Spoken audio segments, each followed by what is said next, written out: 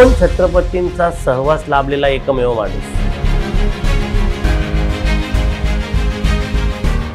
आंबीररावचं चित्रीकरणाची एक गंमत अशी आहे की ते चित्रीकरण जवळजवळ 7 ते 8 ठिकाणी झाले। तुमच्या एकदम जवळचा मित्र प्रवीणजी सर त्यांनी एवढ्या मोठ्या योद्ध्याची भूमिका केली, त्यावेळेचा अनुभव काय असेल? खरं तर त्या तिघांशिवाय हा सिनेमा बघावा लागणार फार वाईट वाटते।